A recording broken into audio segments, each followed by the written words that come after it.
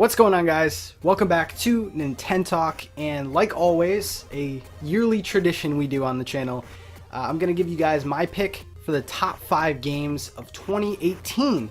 If you guys tuned in last year, you would have seen that I picked Breath of the Wild as Game of the Year for 2017, so definitely we got some big shoes to fill. And there were some good games that came out this year. I think that at the beginning of the year, we were all kind of freaking out. And it did start pretty slow. There wasn't a ton of releases, and if you guys remember, if you owned a Wii U, there were a lot of ports coming out. So I think the people that owned Wii U's had a tougher year than people who didn't. But nevertheless, there was some great games that came out, and then of course, as we all know, at the end of the year, Nintendo really brought it. So let's get started with number 5 of the top 5 games of 2018. Starting off the list at number 5 is Starlink Battle for Atlas, and once again, Ubisoft and Nintendo coming together to create something pretty special and adding my favorite Nintendo character along the way. Fox McCloud finally rises from the ashes after a less than stellar showing. Of course, Star Fox Zero, not many people enjoying it. I'm one of the few who do, but I think Starlink Battle for Atlas is exactly what Star Fox fans wanted. You had the open exploration space game, and for years now, Star Fox really hasn't been evolving as a series, and I think that Starlink is so jarring to fans. The fact that you can go from planet to planet without a loading screen is just very awesome and very exciting for fans who are looking forward to what the next Star Fox game could be.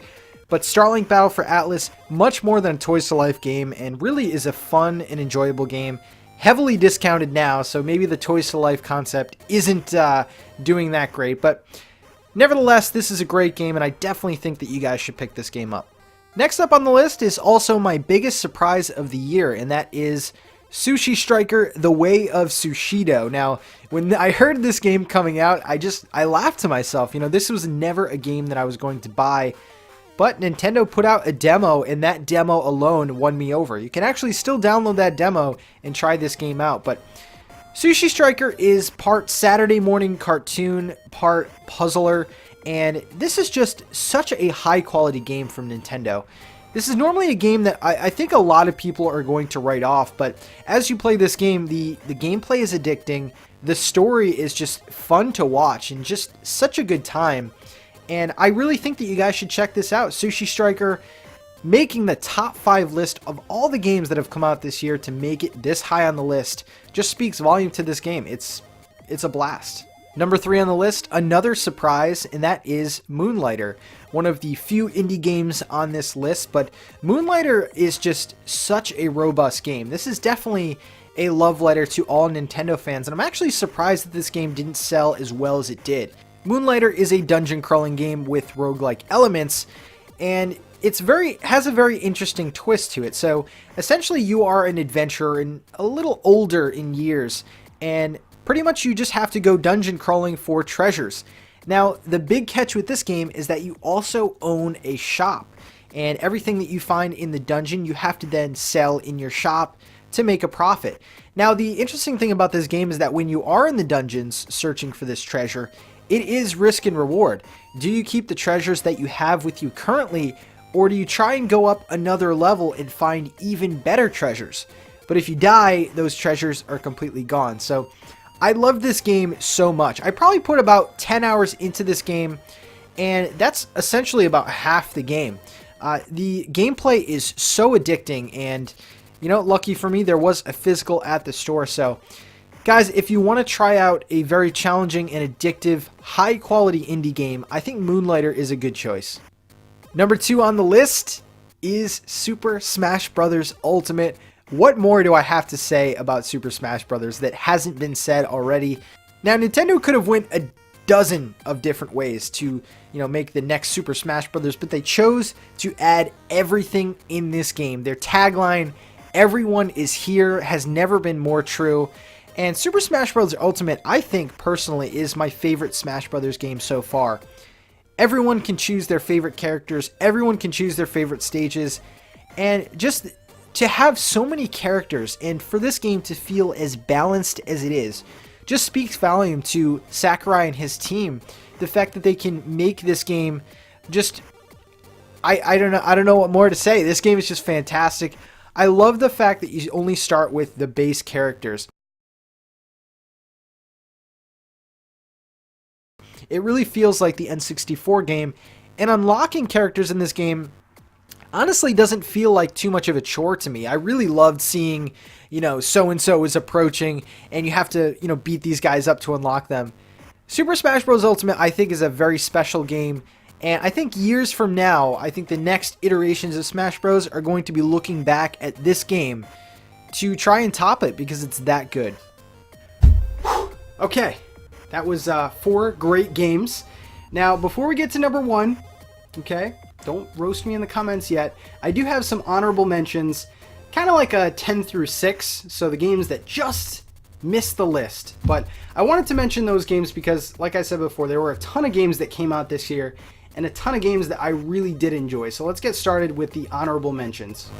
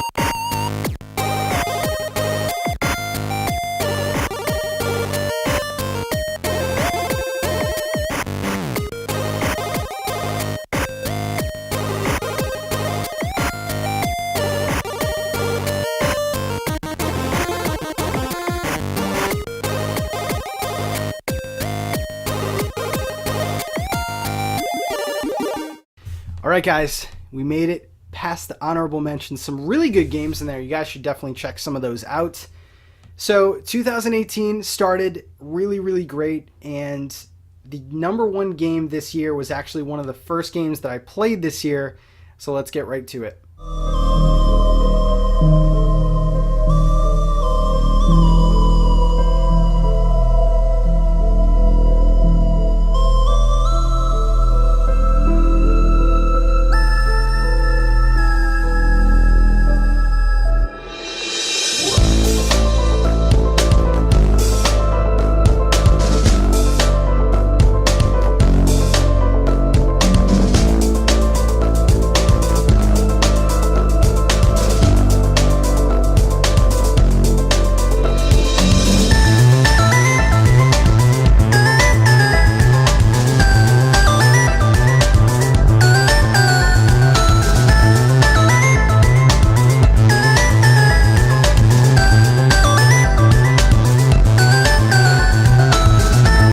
If you were to tell me that a pixel art game would be my number 1 game of 2018, I kind of would have been a little disappointed. Buying the Nintendo Switch was kind of a promise of Nintendo growing to that next level. The Wii U really wasn't a big success, and creating the Switch, you're excited for brand new games, brand new graphical games, and really pushing the hardware. However, you do get games like Celeste who affect you in different kinds of ways. This isn't a groundbreaking graphical game. This isn't a fantastic, addicting multiplayer game. But Celeste is a very special game, and one of the first games that I actually played in 2018. This pixel art platformer did more for me than any other game this year. Celeste is a precise platformer, but at the same time, it's a lot more than that. This game goes over some very heavy issues, including mental illness, depression, and anxiety. This game was so special to me because the main theme around the game was so relatable to, not only me personally, but the person playing the game. This game is extremely difficult, and in the main game, the main character in Celeste is very hard-headed and stubborn and really doesn't give up, even though the odds are stacked up against her. Now, while you're playing this game, it is very difficult, and really the odds are stacked up against you. So I thought, I related quite a bit with the main character.